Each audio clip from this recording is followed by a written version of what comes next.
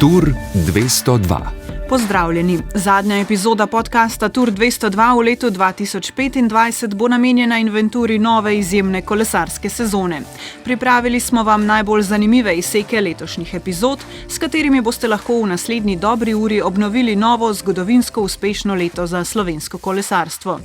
Ker med sezono v podcastih nismo objavljali radijskih prenosov iz etra Vala 202, smo se odločili, da nekaj delčkov vključimo v tokratno letno pregledno oddajo. Za popestritev, pa tudi zato, ker jih boste mnogi slišali prvič. Kolesarski podcast Vala 202. V podcastu Tur 202 smo letos sodelovali reporterji Igor Tominec, Luka Dolar in Dare Rupar ter voditelja Luka Petrič in Mojca Breskvar.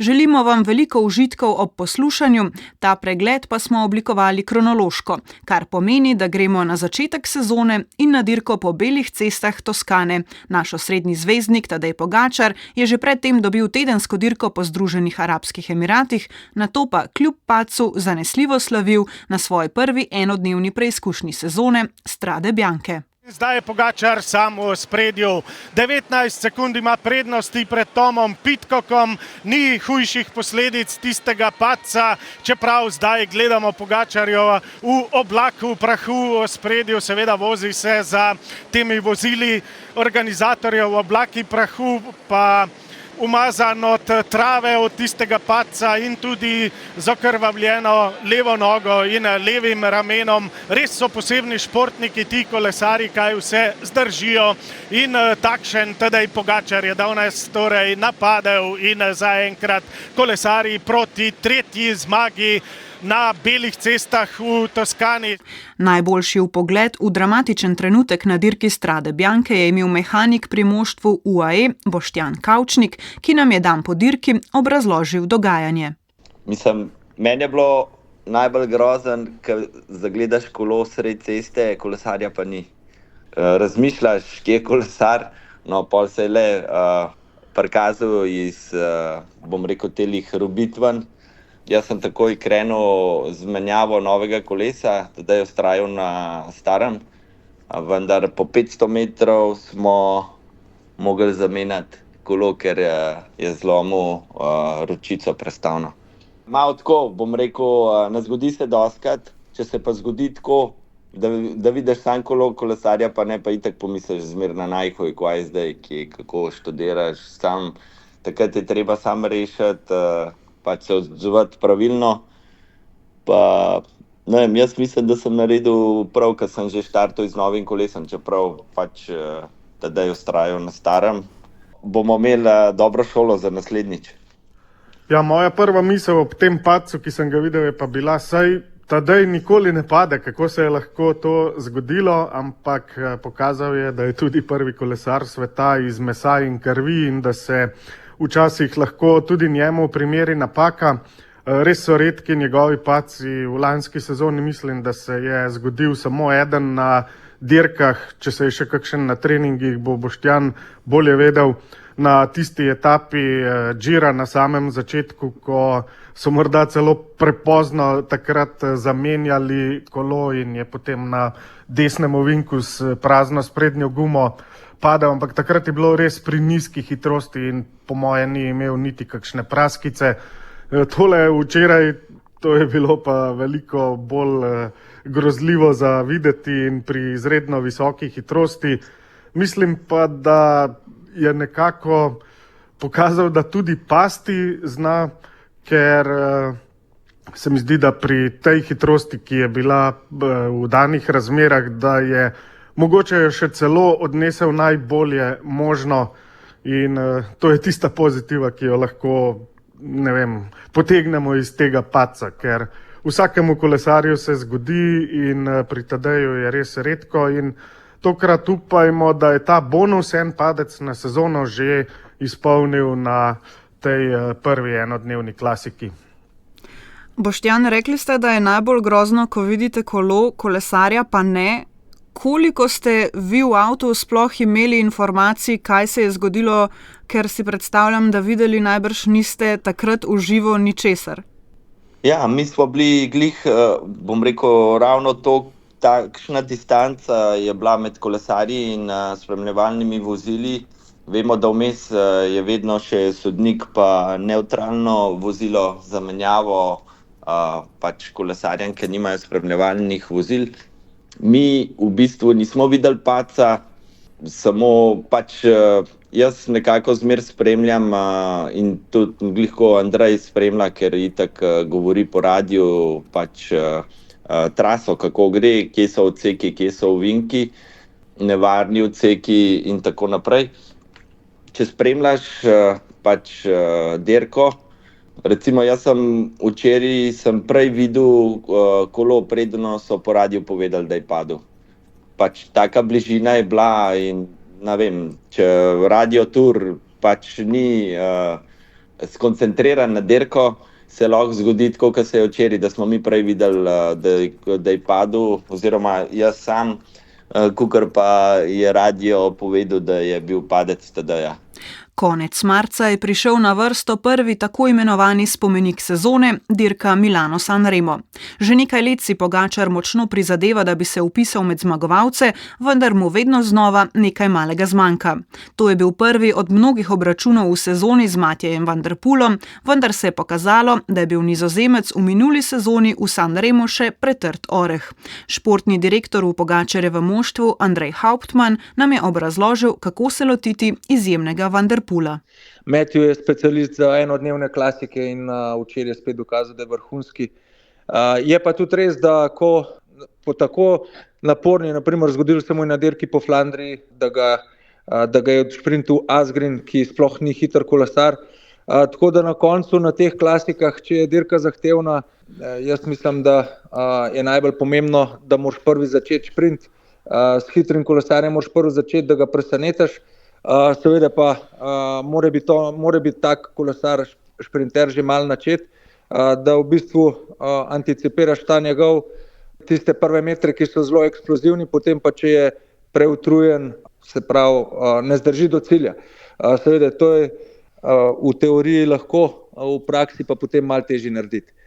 Van der Poel je pa tudi namazan z vsemi žavbami, je pa to predvidel in sam začel tudi tako zgoden šprint kot Tadej.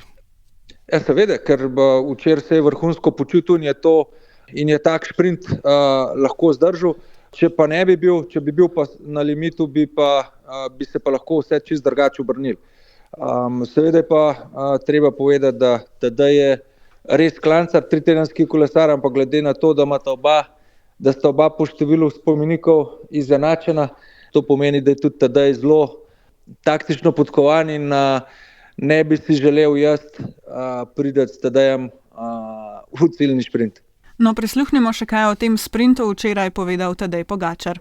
Seveda sem imel upanje, ampak mogoče bi mogel biti tisti prvi, ker sem bil na zadnji poziciji, bi mogel še prej štartati, ampak vsi smo imeli v glavi tistih 300 metrov in vsi trije smo začeli šprintati istočasno, tako da je bilo res mož na moža in Matjo je bil itak najhitrejši.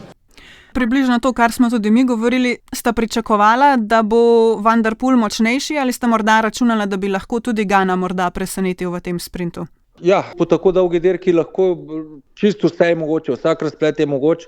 Lahko bi celo prišlo tako, če bi Gana malo prej ujel, da bi se Tadej in Van der Poel gledala in bi on lahko presenetil, ampak seveda, to vsak trenutek na dirki poglavje zase in lahko analiziramo za nazaj, ampak težko je pa predvideti, kako se bo zadnji kilometer odvijal na dirki. Tako da vsaka dirka, sploh te večje dirke, pomembne dirke, so poglavje zase in vsaka malenkost, vsaka majčkena drobna napaka lahko se obrne na glavo.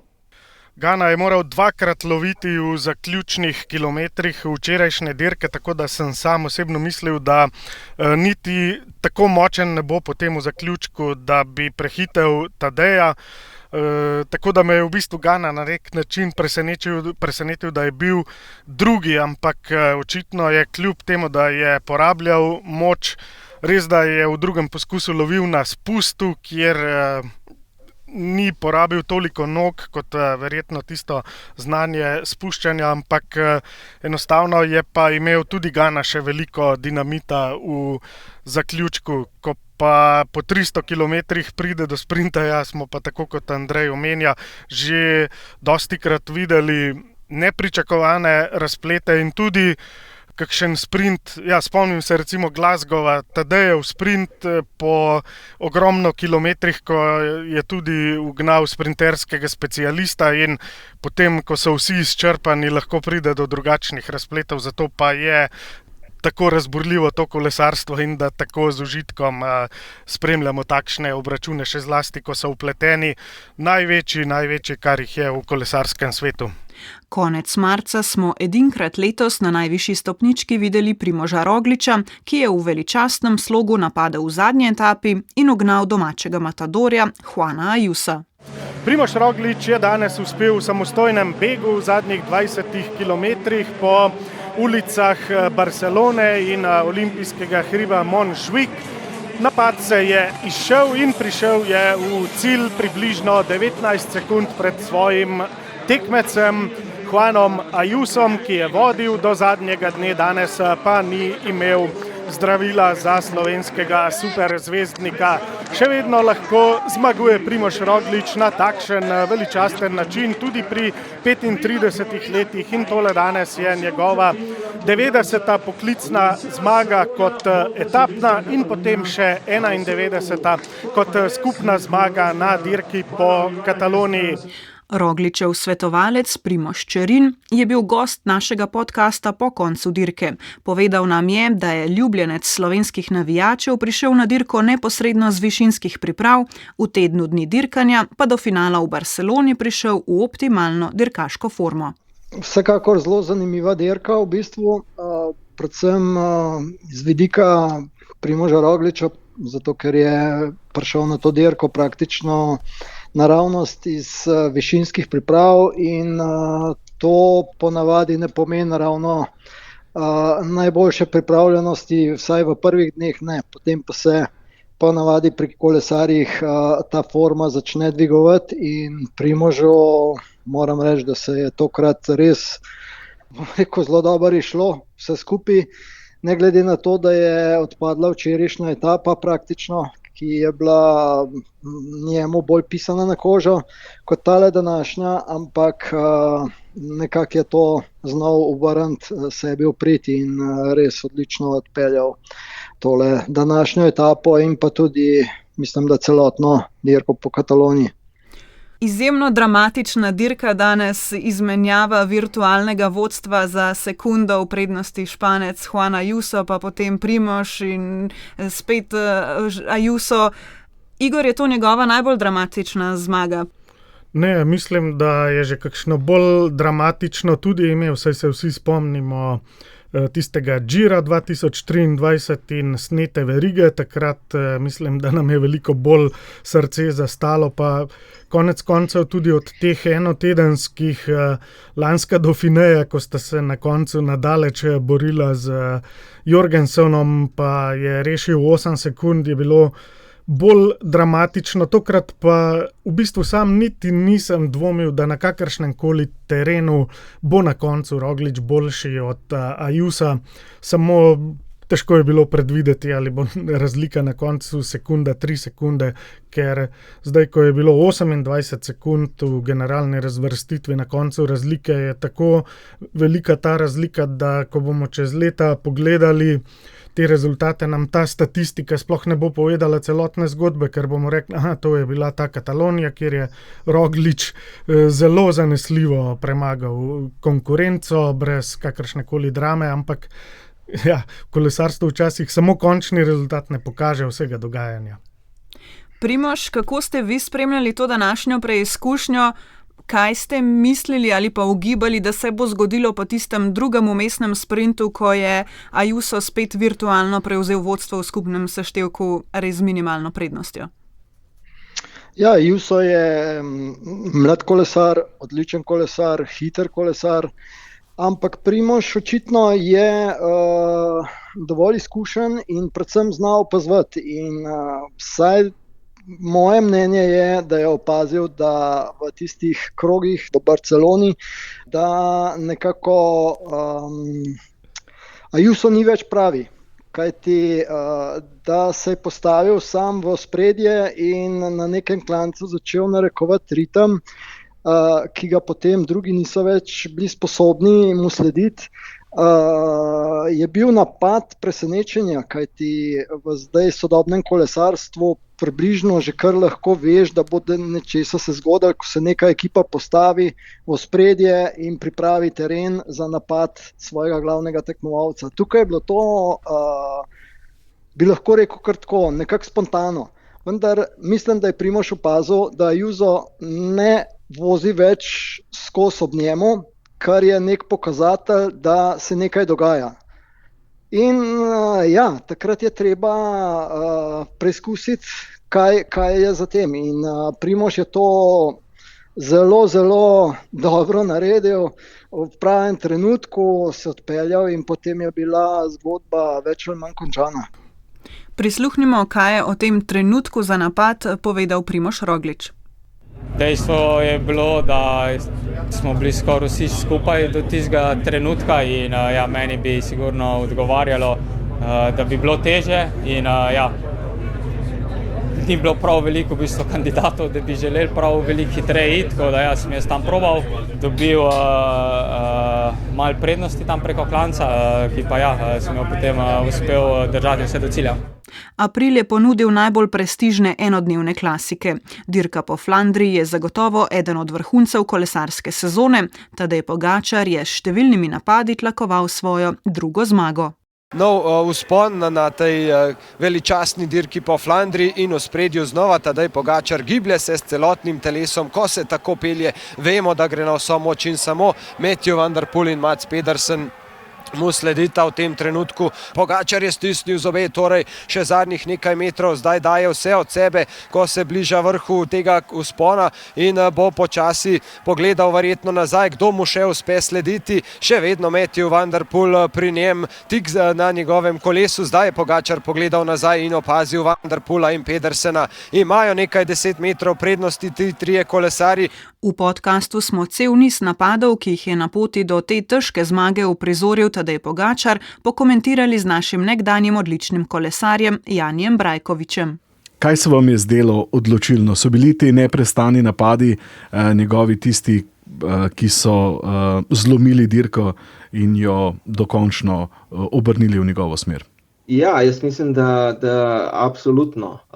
Jaz, ko sem gledal dirko, moram biti iskren, se mi je zdelo, da to, kar kaže, da je že preveč, da ne bo zdržal, ampak zgleda oziroma očitno, da je imel zelo dober plan oziroma je vedel, kaj dela. Veliko bolj kot miza jih hrani. In če pač ne bi tolikokrat poskušal, je vprašanje, če bi zlomil ostale. Tako da tudi glede na to, da so bile težave oziroma je tudi sam mogel veliko postoriti oziroma ni imel, že na začetku so bile težave z padci in tako naprej in je izredno dobro bral dirko, vodil dirko in potem tudi odpeljal in zmagal dirko. Tako da prav gotovo je vedel, kaj dela in dosegel tisto, kar si je zaželel oziroma si je zastavil cilj, bom tako rekel. Luka, Igor, je vaju tudi kaj zaskrbelo vmes? Mislim, moram reči, da mene osebno, ker je bilo toliko enih napadov, ki niso bili dokončni, pa smo tolikokrat pri Tadeju vajeni v zadnjih letih, v zadnjih mesecih, kakorkoli, da ko gre v napad, mu skoraj vedno uspe. Me je zaradi tega zaskrbelo, ali mu bo tokrat tudi, ali bosta prišla kot na Milano-San Remo skupaj z Van der Poelom v cilj. Luka, najprej je tebe kaj zaskrbelo?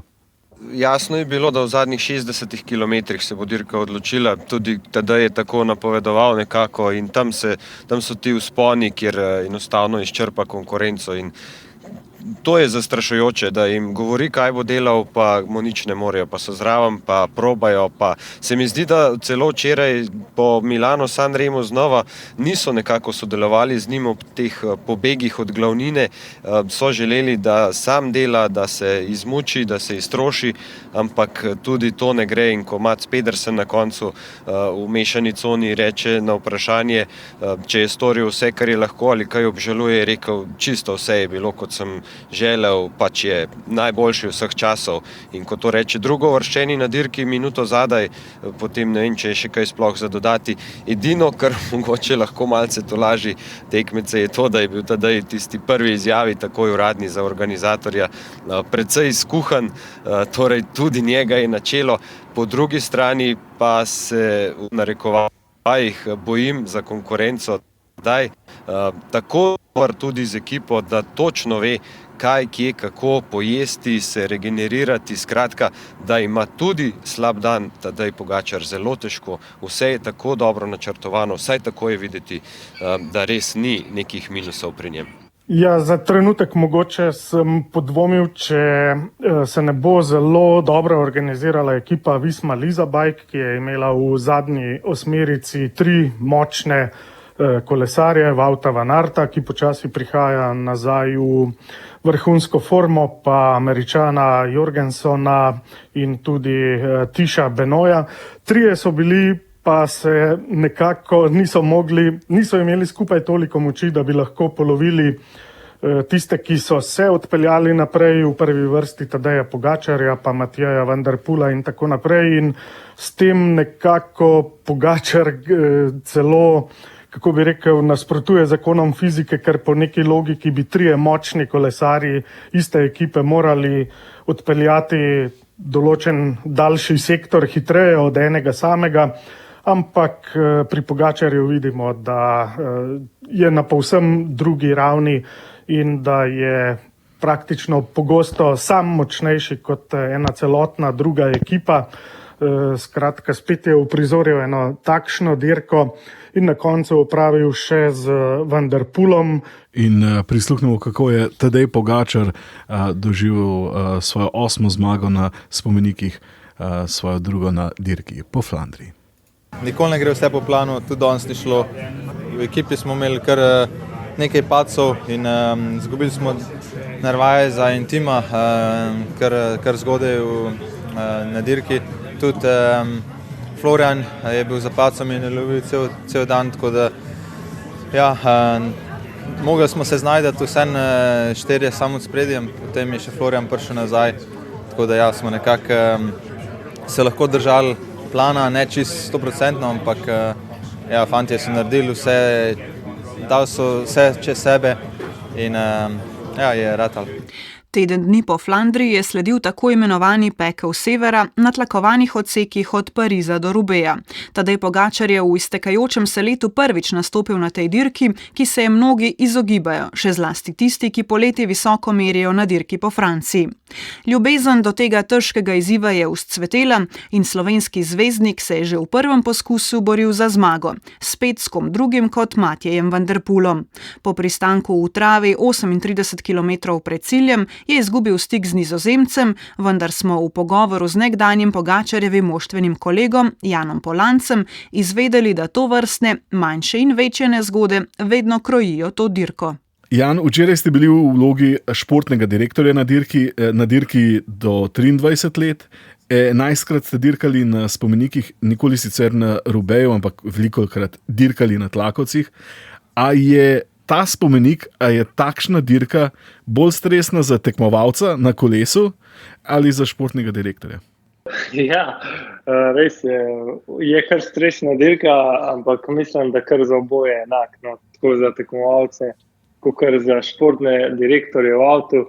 Čeprav mogoče tekmovalc, ki je samo tisno v fokusu, no, celo mogoče malo manj stresa občutka, pa mogoče res v avtu, ker samo čakaš, da če boš mogel kaj skočiti in ja, na hiter menjati kolo ali kaj podobno. Tako da je zelo stresno, tudi zelo veliko padcev se dogaja in ja, zaradi tega toliko bolj v avtu si živčen. Se vam zdi, da je v mlajših kategorijah več padcev zaradi morda manj izkušenj kot pa v starejših? Ja, mogoče, ampak sej se mi zdi, da je narobil nasploh kar tako pri mlajših kot pri višjih selekcijah, kar nekako že smo navajeni, da se dogajajo padci. Super dirka je bila sicer, vse skozi se je spet nekaj dogajalo. Začnimo pa pri ključnem trenutku dirke, pri tistem ovinku. Igor, kaj se je zgodilo? Ja, tadej je nekoliko, bi rekel, napačno ocenil tisti ovinek in zapeljal v travo.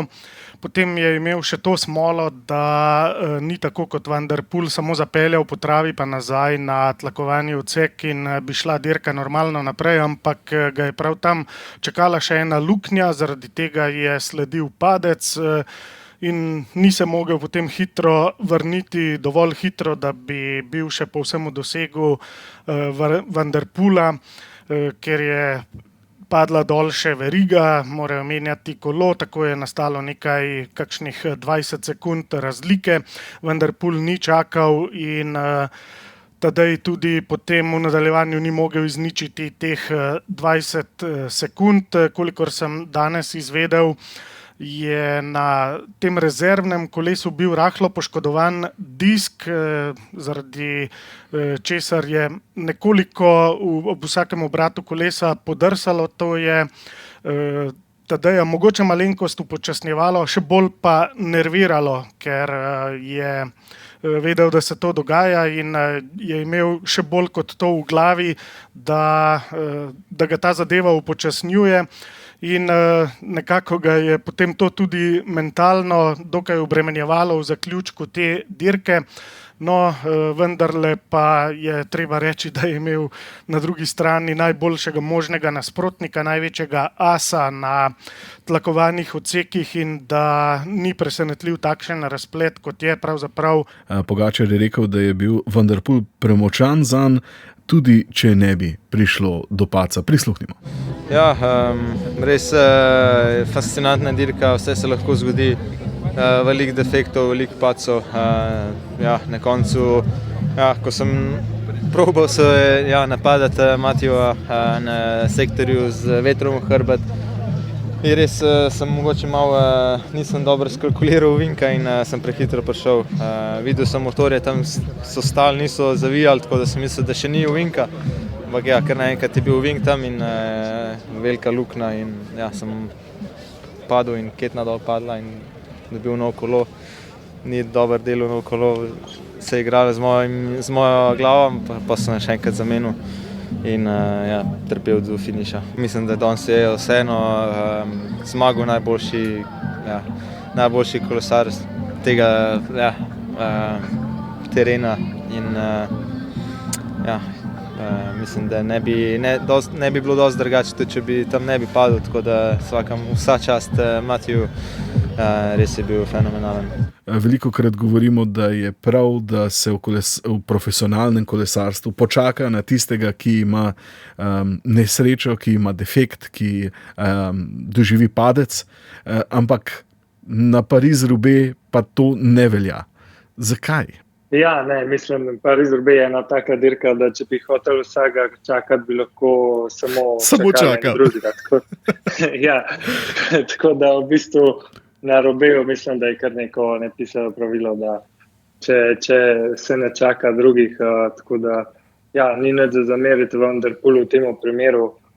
Mislim, da tudi Tadej ne bi čakal njega, koga druga, tako da je pa res koncu je to dirka in tudi vemo, pri formuli dobi defekt, nobenega ne čaka, tako da to je dirkanje, to je del tega športa in tudi nesreče se dogajajo. Na zadnjem spomladanskem spomeniku Liège-Bastogne-Liège smo pričakovali dvoboj dveh kolesarjev, ki sta si razdelila zadnje 4 zmage na tej prestižni dirki, Tadeja Pogačarja in Remka Evenepoela. No, razplet je pokazal, da je bil slovenski as spet v vrhunski formi, medtem ko je Belgijec popolnoma pregorel pred domačimi gledalci in prišel v cilj šele 59. Zelo podoben scenarij kot v lanski sezoni. Napad približno 35 km pred zaključkom na vzponu La Redoute in takrat se je Tadej Pogačar na videz brez večjih težav, brez večjega napora odpeljal v konkurenci naprej in si zdaj v približno 15 km vožnje, samostojne vožnje v ospredju že ustvaril več kot minuto prednosti pred prvo skupino zasledovalcev, v kateri pa ni Belgica Remka Evenepoela, ki očitno danes ni tako dober, kot je bil v minulih dneh, ko je bil resna konkurenca na belgijskih oziroma ardenskih klasikah Pogačarju. O razpletu smo se pogovarjali s prvim trenerjem Tadeja Pogačarja, Miho Konciljo. V bistvu res, ja. Remkov nastop danes je bil nekoliko pod pričakovanji. Že sam vstop v vzpon La Redoute je začel res povsem v zadju. Sem si sam težko predstavljal, s kakšnimi nameni. Je pa res, da je bila v bistvu skupina tudi pred samim vzponom na La Redoute še zelo velika. In tudi jaz nekako sem še pričakoval, da bodo, saj so seveda Sivako je na začetku naredil kar dobro potezo oziroma potegnil res zelo močno naprej. Ampak potem nekako Tadej se mi zdi res spet dobro prebral tekmece in se v bistvu, saj za moje pojme, že kar zelo zgodaj na samom vzponu odločil za sam napad, ampak tako je pač tudi že sam potem v izjavi povedal, imel željo oziroma pač nekako videti stalo konkurenco, kako hitro se bodo v bistvu podali za njim oziroma če bo kdo zmožen tega tempa. V bistvu nobeden ni bil sposoben tega in je pač nadaljeval seveda v svojem tempu naprej in danes res izjemno predstavo, potem prednost samo še povečeval vse do cilja. Ja, Remko danes ni bil pravi in med samimi oglašanji že na našem radijskem programu sem premišljeval, zakaj mu ni šlo v takšni smeri, ker če se vrača po poškodbi in če šele začenja dirkati spet na novo, bi človek pričakoval, da bo z vsako dirko boljši. Potem pa se mi vendarle zdi, da je neka vzporednica v tem, kako recimo smo v prejšnjih 2 sezonah videli, kako sta se vračala Tadej in pa Jonas Vingegaard. Tadej se je leta 2023 poškodoval prav na tejle dirki in potem ni imel optimalnih priprav recimo za francoski Tour in smo videli, da na začetku tura je bil tisti pravi Tadej, potem pa je mogoče za kakšen odstotek forma padla v nadaljevanju, da ni bilo več tiste optimalne vzdržljivosti in očitno se v kolesarstvu res pozna vsak teden, da ne govorimo dan, ki ga izgubiš na kolesu. Eno leto zatem se je isto ponovilo Jonasu na francoskem turu, po padcu v Baskiji je bil na začetku tura res prepričljiv in v vrhunski formi in pravi izzivalec Tadeju na koncu tura, potem ne več. In mogoče je tukaj vzporednica z Remkom, da je po vrnitvi takoj začel res atomsko, dobil brabantsko puščico in izničil Tadejev napad na Amstel Gold Race. Zdaj na Valonski je bil pa že malo slabši, danes je bil pa sploh precej slabši kot na tistih prvih 2 klasikah, ki jih je odvozil in očitno, da potem forma ob vrnitvi čez nekaj časa malo pade. Predlagam, da kar prisluhnemo pogovoru, ki si ga posnel Igor z njim po njegovi zmagi. Tadej Pogačar, tole, kot ste uprizorili danes, pa izgleda, kot da je kolesarstvo nekaj najlažjega na svetu. Kako ste se otresli konkurence? Verjamem seveda, da ni tako, kako je potekalo iz vašega zornega kota. Ne, ko se pogovarjamo o kolesarstvu, ne moramo uporabljati najlažje ali pa je bilo lahko, nikoli ni lahko v kolesarstvu, res izjemno težek šport in danes tudi ena najtežjih dirk, ampak lahko rečemo, da mi je najbolj pisana na kožo od vseh teh, ki sem jih vozil do zdaj letos in imel sem izjemno dober občutek na dirki, dobro smo se vozili z ekipo, šparali tam, kjer je bilo treba in na koncu nam je ratali in zaključili prvi del sezone. Ja, nobene skrivnosti ni bilo. Na La Redoute ste napadli lani, ste napadli letos in tam se očitno dirka odloča. Rekel bi pa tudi, da je ekipa odgarala danes. Ja, ekipa je res naredila spet vrhunsko. Ja, s tako ekipo bi si želel dirkati do konca kariere, tako da ja, nimam se neč za pritoževati čez nobenega. Ja, vse naredijo, več kot 100% dajo za to, za zmago in za mene tudi. Tako da ja, ampak če govorimo, ja, kje se je dirka najbolj odvije, res je, da se v zadnjih parih letih narediti, ampak mogoče ni najbolj pametno, ampak mogoče probaš in če rata. Na majski dirki po Italiji smo pred začetkom pričakovali ponovitev dvoboja Primož Roglič-Juan Ayuso, ki smo ga videli že na dirki po Kataloniji. Vendar sta se oba glavna favorita spopadala s številnimi težavami, predvsem pa se je slovenskega zornega kota, Rogličev boj za zmago, kmalu prelevil v boj s posledicami padcev. Enega od teh je žal doživel tudi na slovensko obarvani 14. etapi s ciljem v Novi Gorici. Sedaj pa hiti tudi Bora proti cilju in kakšen bo zaostanek Bore in s tem tudi Primoža Rogliča za vodilnim v skupnem seštevku. Ne vem, zakaj se ne morem znebiti občutka, da je kar nekako trojanski konj pri Emiratih v tem trenutku v cilju tudi skupina z Primožem Rogličem. Zaostanki so kar precejšnji za tako etapo, kot je današnja, je pa dejstvo, da se potem v gorah in pa predvsem v hribovju, ki karavano čaka že jutri, da spremeniti marsikaj. V zadnjem tednu dirke smo poklicali enega naših najboljših kolesarjev, Mateja Mohoriča, ki je bil v sredi priprav za francoski tur, vendar nam je slikovito pojasnil, kako telo po padcih kolesarjev počasi izstavlja račun. Matej, če gremo morda samo malo še omenimo Giro z tekmovalnega vidika iz vaše ekipe, največ upov polaga ekipa v Antonija Tiberja, čeprav je trenutno Caruso nekaj sekund pred njim v skupnem seštevku. Kako visoko mislite, da lahko poseže Tiberij na letošnji dirki po Italiji? V bistvu je pred sobotno etapo kazal res izvrstno, ne samo v njemu, pač pa še komu drugemu. Potem so se karte nekoliko premešale. Že prej nekako so vseeno vsi poudarjali in tudi jaz sem vedno, če me kdo vprašal za mnenje, rekel, da Giro se vedno odloči v zadnjem tednu.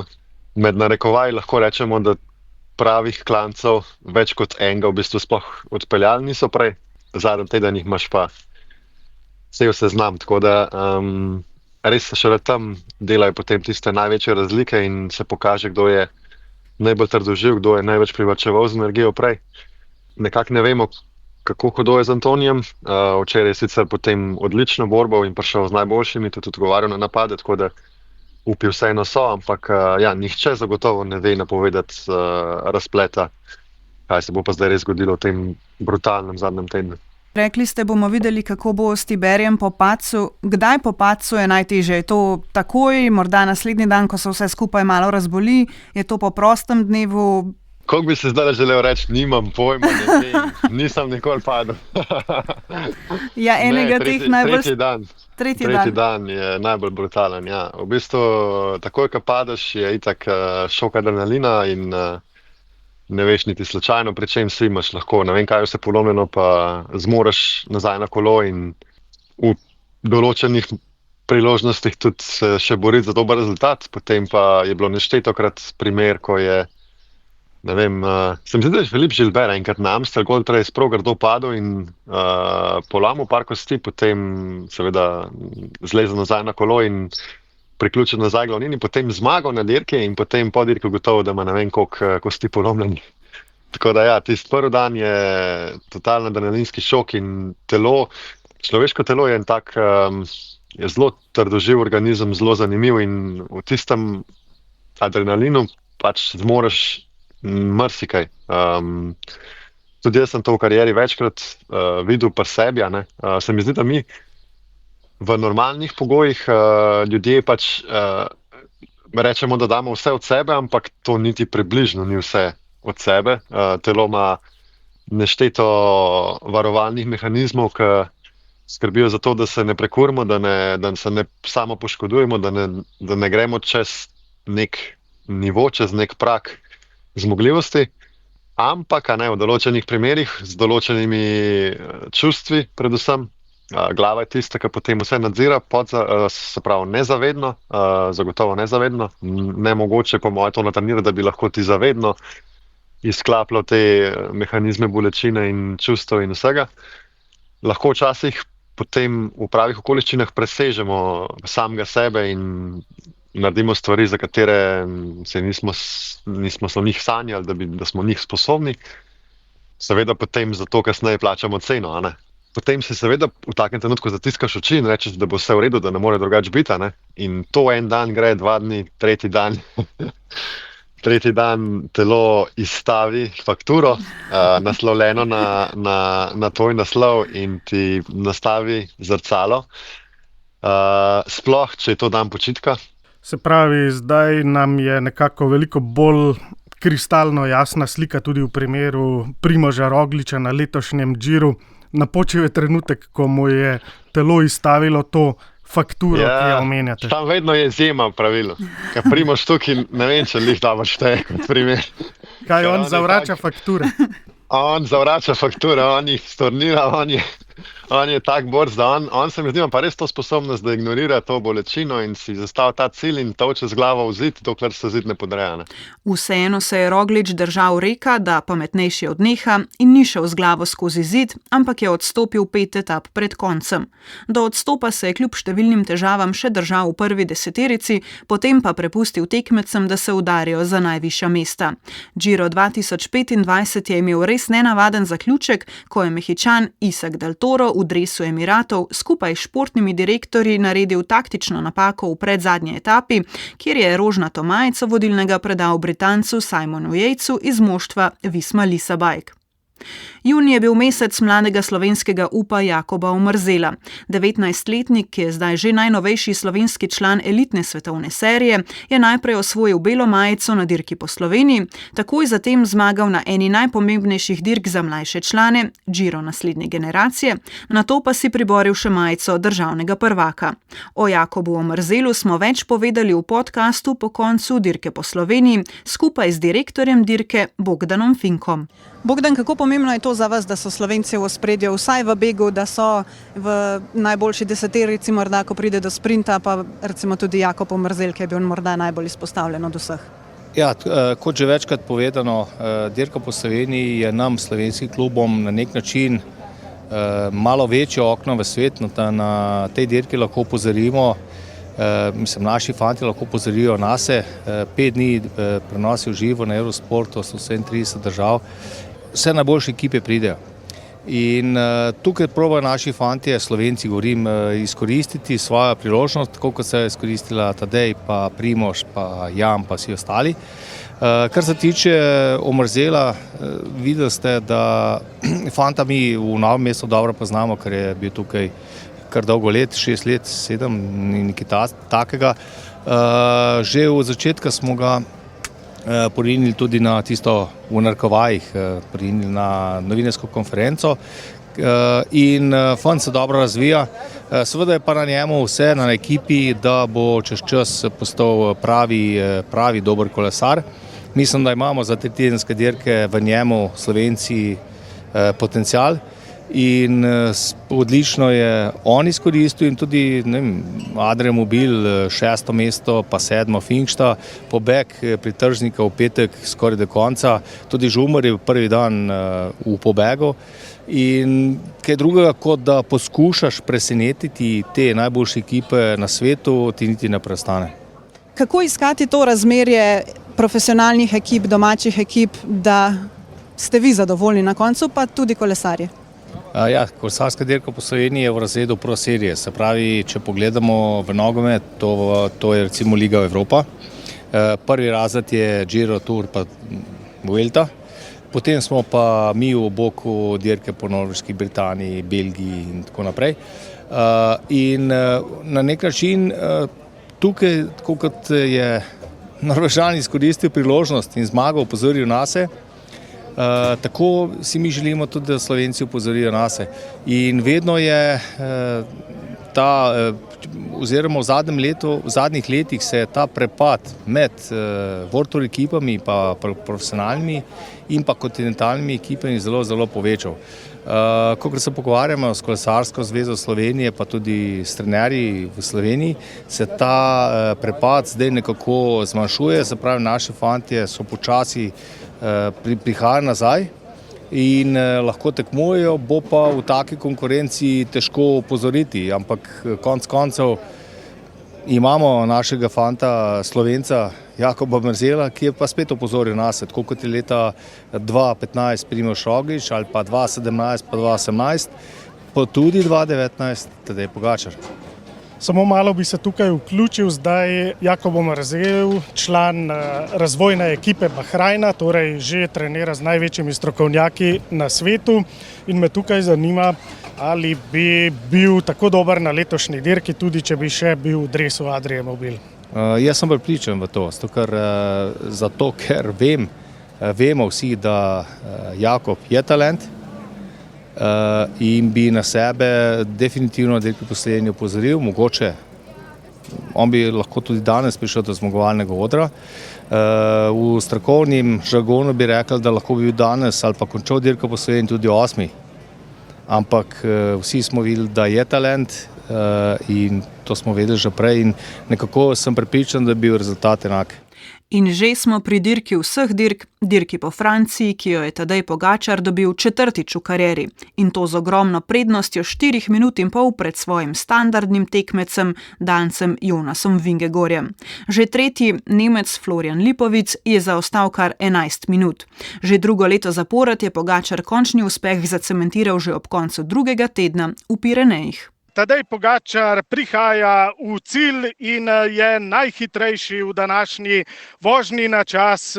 Prehitev je prvega zasledovalca Jonasa Vingegorja za 36 sekund in videli smo še eno vrhunsko, da ne rečem kar epsko predstavo Tadeja Pogačarja v Pirenejih. Neverjetni Tadej je dosegel že 21. zmago na turih in bil najhitrejši pri vseh umestnega časa in na koncu tudi v cilju. In 3. mesto v etapi tudi za slovenskega asa Primoža Rogliča. Tudi zanj fenomenalna predstava danes v Pirenejih. Ogromne razlike so nastale kljub temu, da je imel v zadnjem tednu slovenski as težave s kolenom, česar pa v taboru Emiratov med našimi julijskimi podcasti niso razkrili. Logično, saj bi v nasprotnem primeru tekmici to skušali izkoristiti. No, še pred zadnjim tednom tura smo se pogovarjali z Domnom Novakom, članom Emiratov, ki ni bil v postavi na francoskih cestah, se je pa takrat pripravljal za dirko po Španiji. Vedno znova nam eden najzvestejših Pogačarjevih pomočnikov ponudi izjemen vpogled v delovanje najmočnejšega kolesarja in najboljšega moštva na svetu. Domen, smo se tudi nekajkrat pogovarjali, pa videli letos na turu, da je Tadej morda malce drugačen, malce bolj premišljen, umerjen. Me zanima vaše mnenje. Najprej, a se vam zdi, da je res tako, ali je bilo samo zaradi specifike prve polovice tura, ko ni bilo toliko gorskih etap in so bile bolj razgibane, hribovite in ravninske, da smo zaradi tega dobili takšen občutek, ali se je to res zgodilo in zakaj je postal Tadej bolj umirjen, bolj premišljen, ne vem, ker postaja starejši, bolj zrel. Vaš pogled na to? Ja, jaz mislim, da Tadej je bil vedno premišljen in vedno je šparal nekje z energijo, kar je letos, mislim, da na turu se še najbolj videlo, če vidimo, medva s trenerjem, imamo istega trenerja in sva cel tur, recimo gledava etapo, se tipkava ali pa pošiljama glasovna sporočila in sva se lih pogovarjala in jaz sem že rekel, kar dela Vizma prvi teden, bodo en dan plačali, ker so probali na vsak način nekako Tadeja ogroziti, ali je to po ravnini, ali je to neki manjši klanci, ampak če gledamo, Tadej ima rečemo 65 kg, Vingegaard jih ima 60. Tadeja vedno smo ga zelo malo videli spredaj, ampak je bil vedno tam. Vingegaard je bil pa vedno druga pozicija. In če si ti druga pozicija, še vedno vzameš dost vetra. Tadej tudi, če mi vlečemo, se vedno pomakne 5, 6 ali 10 pozicij nazaj. Vedno ga vidimo, 5 naših kolesarjev in potem je on nekje ali v grupi ali je še v zadej, ker vedno dost prešparaš. In ja, če gledamo matematično, je Visma tle pokorila nekaj metkov in jih mislim, da jih je včeraj plačal in Jurgenson in Jonas. Tako da, in če pogledamo vse iz matematike, fizike, ja, Tadej mora obračati večje vate in mu zaradi tega lažje po ravnini kot Jonasu. Tako da, jaz mislim, da je on točno ve, kje mora biti in ja, mislim, da je tudi prej dosti razmišljal. Jaz, ko sem prvo leto z njim začel dirkati, sem mislil pač, da on gremo, da ne gleda nič, kje je, da ne špara nič, ampak da je tako dober. Ampak on je vedno bil premišljen. Prvo dirko, ko smo skupaj vozila, mislim, da je bila Valenciana ali ena teh dirk po Španiji, prvi del, ki je on zmagal in ja, sem ga gledal, pa se on ne razmetava z močmi, on špara, on gre nazaj, mi smo vlekli spredaj, on je bil noter še z enim kolesarjem, ki je bil zadaj. Nikoli, če rabi bidon ali karkoli, če jih ne gre, če se ne ustavi in potem ga ne poberemo, gremo mi iskati, ne razmetava z močmi. In mislim, da vsak let je to nekako nadgradil in ja, jaz sem dost gledam to belo čelado in ga gledam noter, kje je, kaj je. Vedno je tam, ampak nikoli ekstra spredaj. Vingegaarda smo pa doskrat videli, je bil kronometrist njihov Viktor Kampenarc. Kampenarc, ja. Ampak Kampenarc je tukaj aerodinamičen, da ti še zmeraj, če gre on na pamet rečem 400 vatov, mora biti on 300. Tadej notri šel pa 250, ampak ko to preračunamo vat na kilo, je to zelo veliko. Ja, pa sploh čez 10 dni, ne? Tako, in oni so skozi neki so skozi po domače povedan drezali, pa iskali neko napako Tadeja. Sem jaz mislim, da so tle sami sebe upekali in so to plačali. Medva s trenerjem so se pogovarjali, sem rekel, en dan bodo plačali.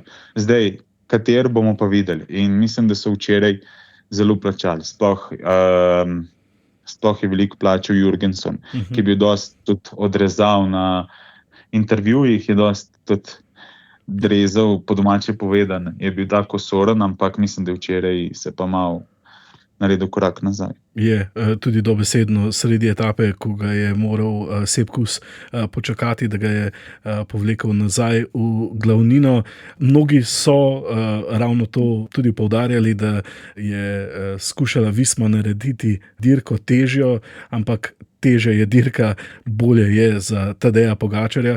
So pa tudi razmišljali nekateri, pa sej kakšne druge opcije pa sploh ima Visma? Kaj drugega bi pa sploh lahko storila?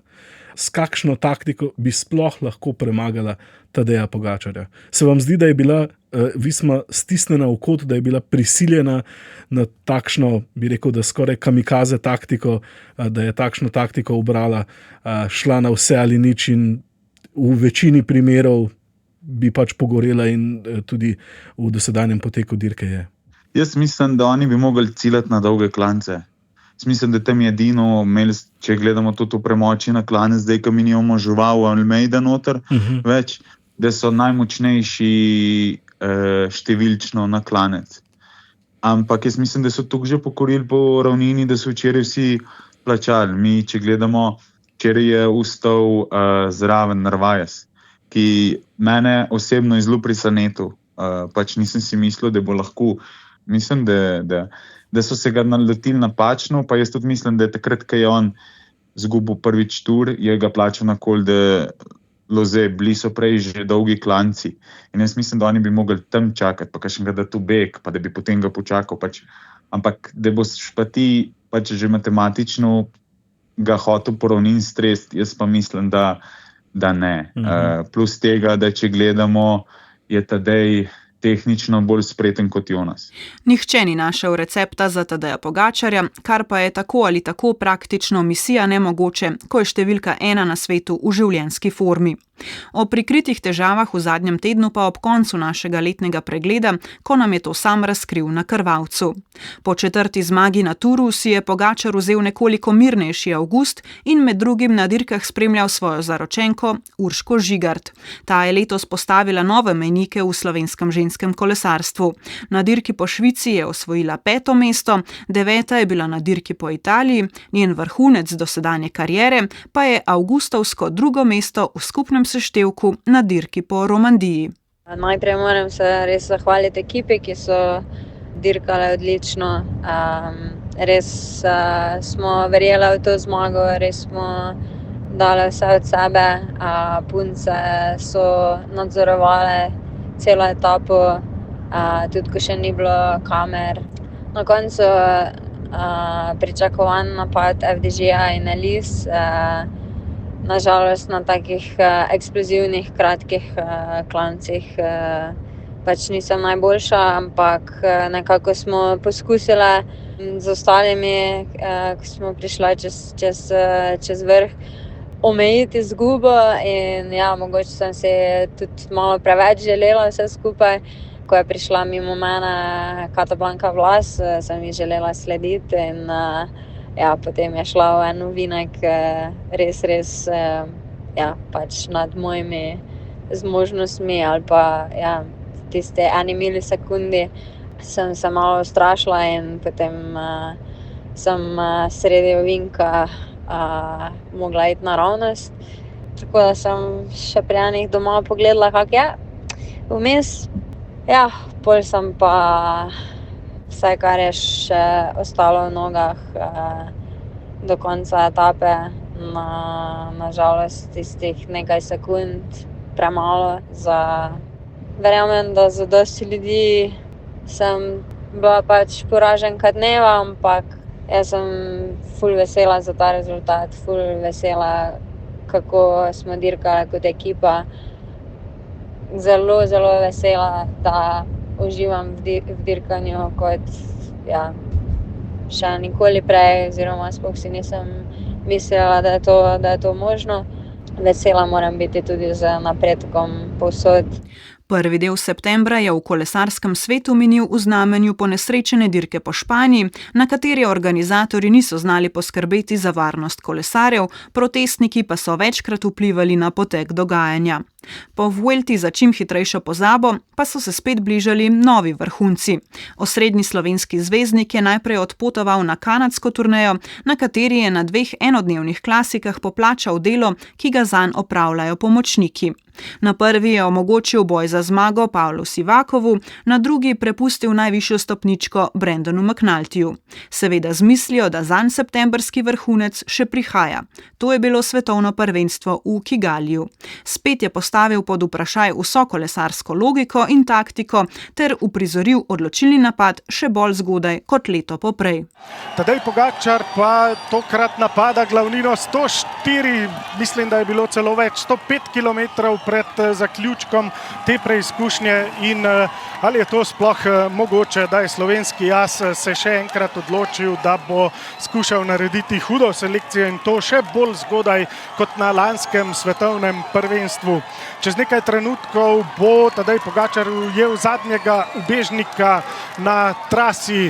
To je Francoz Julien Bernard, ki se vozi zdaj z neko drugo hitrostjo, kot da bi se srečala profesionalec in amaterski kolesar. Samo še Juan Ayuso sledi Tadeju Pogačarju na vrhu vzpona Kigali. Tadej Pogačar pa je pustil za seboj Remka Evenepoela, ki danes nikakor ni tako pripravljen kot v nedeljo na vožnji na čas. Po drugi zaporedni osvojitvi mavrične majice smo se v podkastu pogovarjali z našim nekdanjim selektorjem Gorazdom Penkom. Pri Tadeju ne smemo biti več presenečeni, kajti ko on zazna, da je pravi čas za beg, oziroma ko je videl, da nekako tako kot lani, da je praktično ostal skoraj v samem ospredju in kot je dal tudi Domen Novak, ki je na presenečenje vseh naročil hiter tempo, nekako se odločil za napad, ki je mogoče presenetil koga drugega, vendar tiste glavne favorite sigurno ne. Mogoče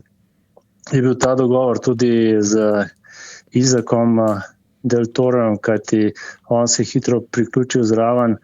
Ayuso je bil jasno pričakovano tudi zraven, vendar po videzu sodeč, kar je meni padlo v oči, je bilo hitro jasno z njunimi pogovori, da se ga poskuša čim prej znebiti, tako je tudi ostalo. In mogoče je bilo Tadeju danes najbolj žal, da mu ni mogel slediti vse do cilja. Kar se tiče Remkota in potem njegove celotne slike na koncu dirke, mogoče so imeli naštudirano, da nekoliko spusti na tistim pospeševanju najbolj strmem klancu na sredini dirke, da nekako upočasni, počaka belgijske kolege svoje iz ekipe in jih, da ga nekako pripeljejo zraven do ponovne kreacije dirke. Nekako jim je to uspelo, vendar na srečo je tudi njemu pošla energija, moč na koncu, na zadnje 2 kroga, kar se je videlo tudi vsem ostalim zasledovalcem. Vsi smo trepetali, ali bo Tadej zdržal ali ne, vendar kot že tolikokrat je tudi sedaj zdržal brez večjih težav. Saj tako je bilo sicer videti na televiziji, verjetno je bilo pa njemu nekoliko teže v zadnjih 2 krogih. Igor, si ti tudi trepetal? V bistvu veliko manj kot v lanski sezoni, čeprav sem se moral pri svojih oglašanjih ugrizniti v jezik, ker sem v minulem tednu kdaj napovedal, da to, kar se je zgodilo lani na svetovnem prvenstvu, da je to enkratni scenarij svetovnih prvenstev in da če bo Tadej še osvajal zlate medalje, bo po nekoliko drugačnem scenariju, pa malenkost bolj konzervativno. Potem pa pride dirka in ugotovimo, da je ta Mont Kigali več kot 100 km do cilja in Tadej se odloči za napad in napade in se potem odpelje z dobrim kolegom tudi iz poklicnega moštva Isakom Del Torom naprej in Juanom Ayusom. Strinjam se, da je verjetno Tadeju bilo na tej dirki nekoliko hudo, da Del Toro ni mogel držati tega ritma, kajti vemo, da pri Emiratih ga je nekako vzel pod svoje okrilje in da bi bil izjemno vesel, če bi bila na koncu dirke skupaj na zmagovalnem odru. Za Ayusom je seveda drugače, ker nista na isti valovni dolžini in tudi Ayuso je od vseh teh prvi popustil, pa na koncu še vedno dosegel zelo dobro 8. mesto, Del Toro pa je bil 7. Skratka, Emirati, ki mimo grede so imeli tudi celotno vodstvo ekipe na tem svetovnem prvenstvu, imajo za seboj izjemno dobro dirko, samo Tadej Pogačar je pa pač samo eden in edinstven. Tako da zdaj za naslednjo sezono se moramo pa res pripraviti in nikoli več napovedati, da ne bo napadel več kot 100 km pred ciljem. Klubski kolegi pomagajo tudi v reprezentančnih dresih. Kako pogosto je to? Mislim, da se kar dogaja več ali manj. Saj vemo, da sta tudi v preteklosti tudi Vinokurov in na olimpijadi v Sydneyju sodelovala Ulrich in pa Vinokurov in pač, če se zgodi situacija, da si klubski tovariši iz profesionalnih ekip lahko pomagajo, si to seveda pomagajo. Vendar na koncu v vsakem primeru zmaga tisti, ki je najboljši in mislim, da si je s to zmago Tadej dokončno priboril tisto hierarhijo, ki je bila vsem jasna že do sedaj, da bo dobil še večje spoštovanje od kolegov, kajti to, kar je hotel narediti, je bilo verjetno zelo lepa gesta, ki bo tudi Del Toro ostala v spomin in verjetno bosta na ta račun še bolje sodelovala na svojih klubskih dirkah. Po drugem svetovnem naslovu je prišel na vrsto še prvi evropski naslov. Teden dni po Kigaliju je Tadej Pogačar osvojil še majico evropskega prvaka v Savojskih Alpah in tako naredil še eno kljukico v svoji karieri, obenem pa napovedal, da bo evropski naslov branil na domačih cestah naslednjo jesen. Sledila je še 5. zaporedna zmaga na zadnjem spomeniku sezone po Lombardiji in da zastor na slovenske uspehe ni padel že v Lombardiji, je naslednji dan na svetovnem prvenstvu na Makadamu v Belgiji poskrbel Matej Mohorič, ki je osvojil že svojo drugo medaljo na prvenstvih, tokrat bronasto.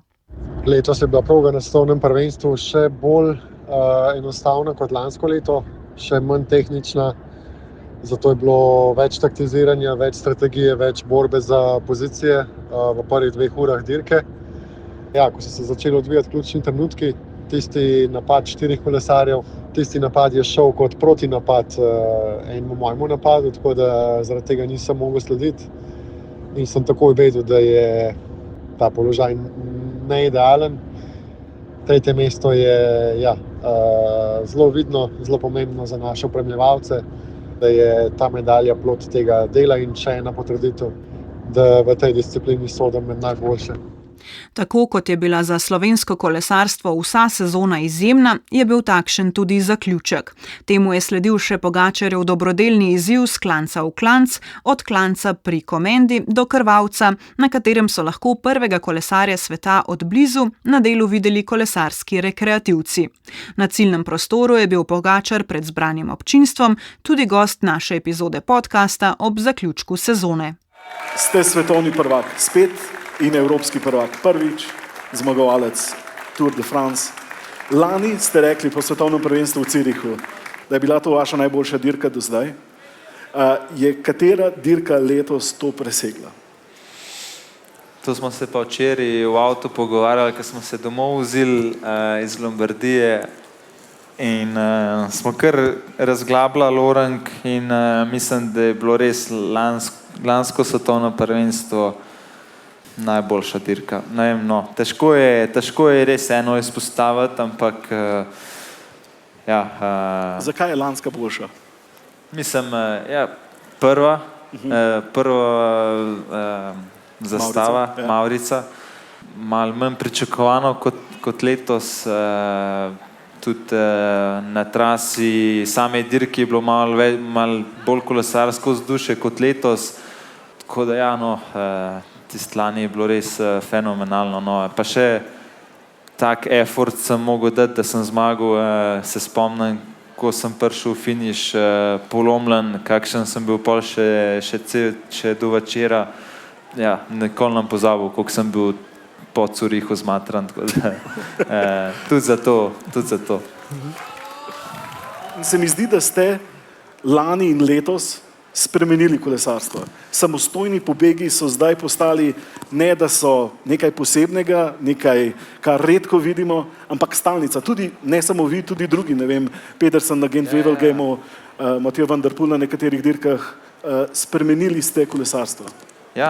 Ugotovili so, mislim, da večina so ugotovili, sploh teh dobrih v špici kolesarjev so ugotovili, da če čakaš do konca, se lahko upečeš, sploh na teh klasikah, ki ni recimo tako kot Lombardija, ki so sami klanci, dolgi klanci, ki so kratki klanci, je ful taktike in najboljša obramba je biti v napadu in nekako najti tisto grupco, ki bo sodelovala in na koncu, da se sam pokažejo, kdo ima najmočnejše noge, kdo bo koga prelisičil, tako da z napadi stok daleč je to veliko lažje, se mi zdi. No. Jaz mislim, da je to dosti ljudi pogruntalo. Mi smo ves čas na trdnih, ali bo tedaj uspelo ali ne bo, ampak za ostale pa razumete njihove morda pomisleke ali pa razmišljanje?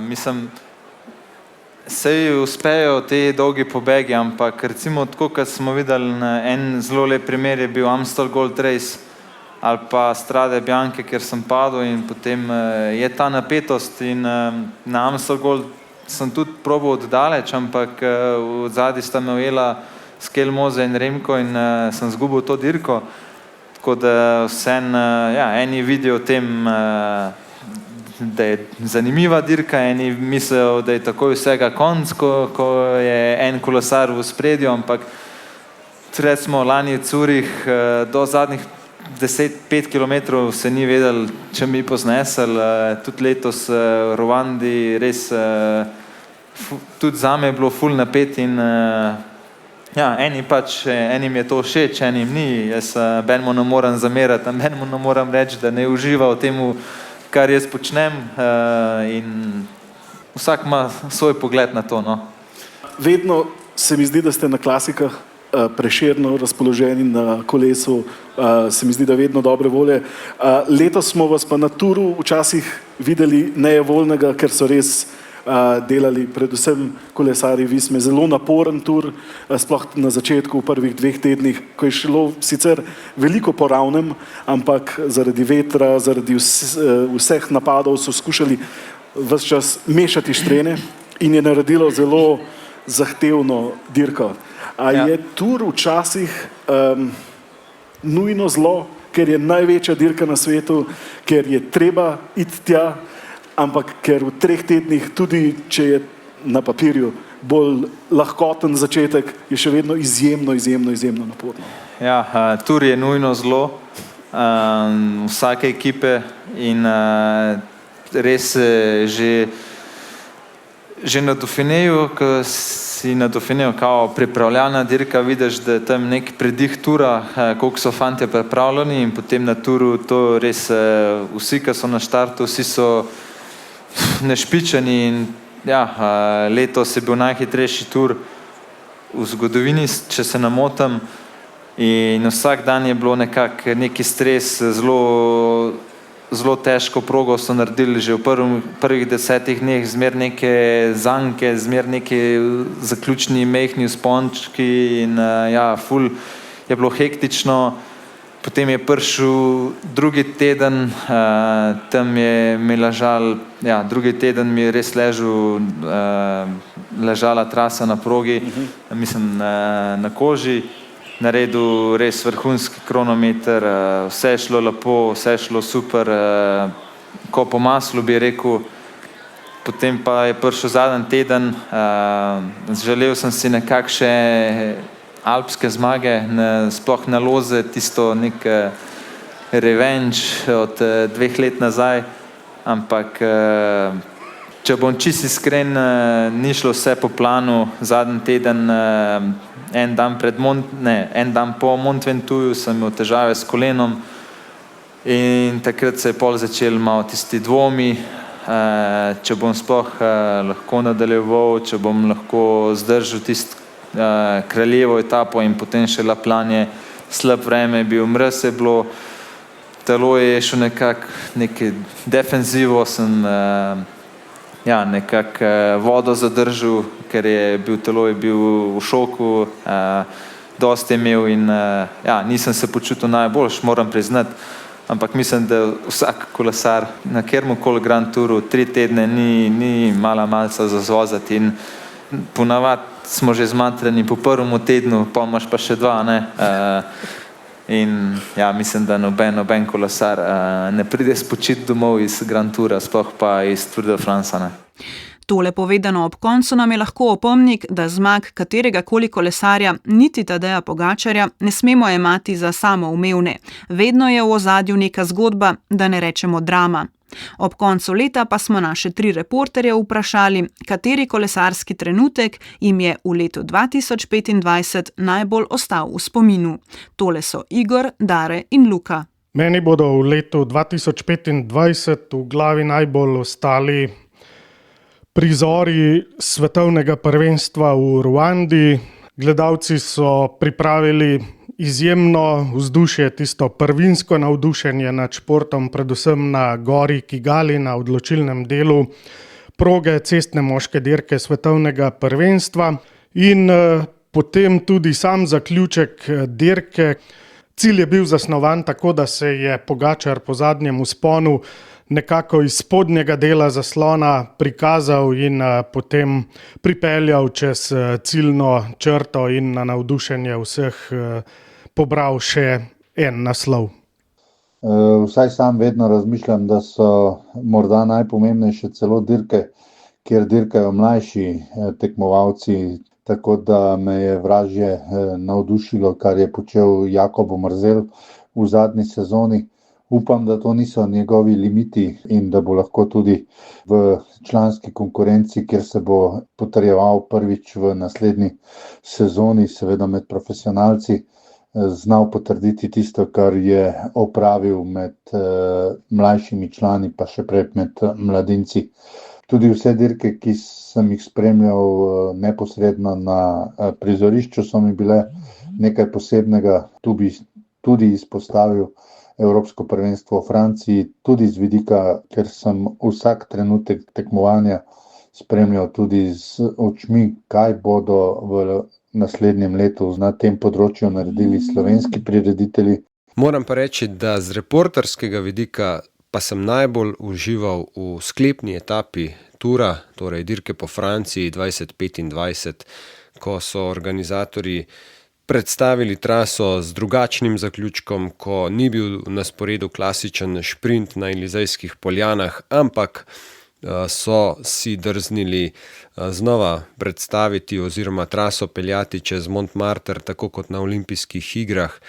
Najprej so bili občutki mešani, ker je deževalo, ker so bile ceste spolzke v Parizu in potem, ko so sporočili organizatorji 50 km pred ciljem, da se vse skupaj pravzaprav tam že zaključuje, kar se tiče končnih časov in da bodo zadnji kilometri odločali zgolj o zmagovalcu etape, se mi zdi, da se je v zraku kar nekaj sprostilo in tam smo videli res divjanje, če lahko uporabim to besedo.